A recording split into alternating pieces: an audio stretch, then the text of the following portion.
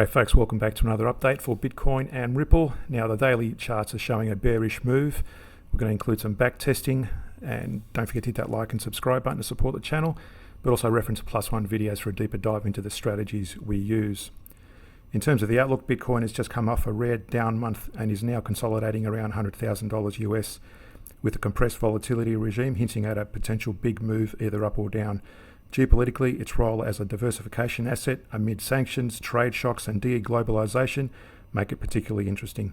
Meanwhile, Ripple appears to be evolving beyond merely riding Bitcoin's coattails. Its shrinking correlation with Bitcoin progress on institutional adoption and regulatory clarity, giving a more distinct narrative.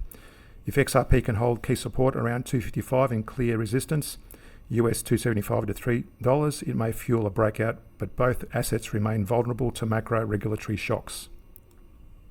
So first look at the weekly chart for Bitcoin. Now we did have this bearish divergence in our last video, and we drew this target area, the 23-38% range.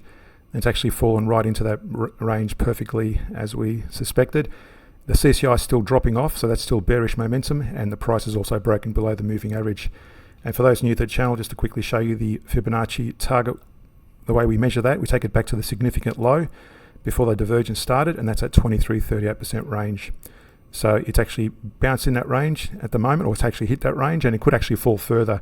The signs are showing further downside, possibly according to the weekly at least. On the daily chart, we look at the smaller time frames as well. On the daily, we had it hitting this resistance at up here, and it's dropped through the moving averages of the price as well as the CCI. It had a potential breakout there on our last video, but you can see there it just touched through that moving average band, the very narrow band. Then it finally collapsed and it fell further to the downside. So I'd like to see these moving averages start turning up, ideally, to be more positive, like it did back here, for example, even though it went sideways. But generally, you want to see it gives you better probability when you see those moving averages turn up. So at the moment, bearish momentum on the daily, on the CCI and the price, which means if you're trading on the hourly, you go short. Looking at the hourly chart as well, what we're looking for is ideally any divergence, and currently there's no divergence to talk of. Those lows are consistent with those lows on the price. Likewise, the highs are consistent, so there's no divergence. You can see those lows are lower as well, so there's no divergence currently on the 1 hour time period. However, if we look at the back testing, we start at the back testing from this point here, and the way you measure that is you go back to the daily chart, and what we've done is we've just drawn an arrow there where the price is broken below the moving average, and so is the CCI, fresh breakout, and that's where you would have started going short on the 1 hour time period. And on the 1 hour time period, that's where it starts there, so you would have taken that short entry. Then you would have noticed this, ideally you would have got out of that trade when the moving averages started turning up. Then they started breaking down again. You can take those short entries there with the CCI and the price breaking below. But then you started noticing here, until this point here, you started noticing a bullish divergence. So higher lows on the CCI versus lower lows on the price. And ideally you would have got out of the trade at that point there. And at that point, this backtest hasn't got any positions open, and you would have got out with a nice little gain there. Wait for it to go short again. Remember, going short in the direction of the daily, going short during that little period of the price and the CCI. And again, you might have got out with a small gain during that little period of an upturn, then going short again, and then closing it out again. You might have held a couple of contracts in that little position there, but again, closing it out and avoiding that drawdown. You can see the drawdown took effect, and that would have wiped out your account had you had holding on to the positions at that point there. Next, we'll look at XRP on the weekly, and again, the price is broken below the moving averages, and so is the CCI, and that's still a bearish momentum, so taking short trades only. If you're trading on the daily, you reference the weekly direction. Notice also we had a bearish divergence back here, and that broke through our 23-38% Fibonacci range, and it's actually fallen below it at the moment. And again, still no sign of a pullback yet. Looking at the daily chart, since that point there when I drew that down arrow, that's where you would have started going short on the 1 hour time period. This is the daily chart, and again, the daily is still showing break below, or a continuation of below the moving averages on the price, but also the CCI. And there's no sign of a divergence at the moment on the daily. Looking at the 1 hour time period, what we're looking for is a divergence again, and again you can see there that CCI seems to be moving in line with the price. Next thing we look at is the direction. At the moment, the price is below the moving average, but notice the CCI is broken above a very narrow moving average range.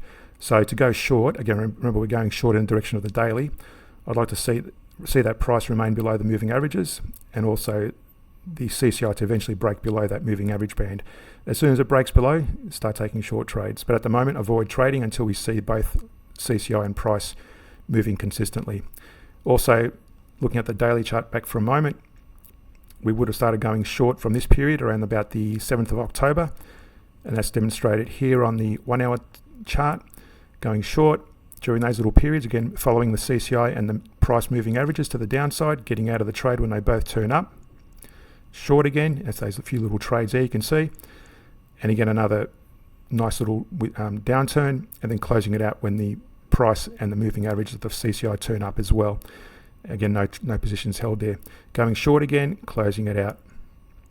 Going short again, and then eventually closing it out. Now there you would have held a couple of positions open there, but at that point you might have been breaking even if you held on to those positions. If you're letting it go through, I'm letting it go through the whole period, again showing you the drawdown effect had you let it continue on to the downside. But back here you may have gained a few little points there, entering short there, both the price and the CCI declining, closing it out. Wait for it to break to the downside around about there, enter short, and closing it out when they turn up. And I deliberately zoom out at this level. I don't want to confuse, zoom in too closely. Sometimes you don't want to be looking at the bugs on the windscreen. Zoom out a bit, it gives you a better clear picture of the moving averages. That's what you're really looking at to trade on those. If you're looking for some share trading ideas, we do a weekly run on the weekends for bullish shares across various regions of the world's market. And these are some of the trades we've taken since the 21st of September this year. And so far, we've generated about 9.67% returns on those trades. These have all been closed trades, no open trades on these ones at the moment. So they're closed positions. The Patreon page, links in the description below for those bullish share scans each week. Reference the links in the description below. Hit that like and subscribe button. Thanks for watching, and see you in our next update.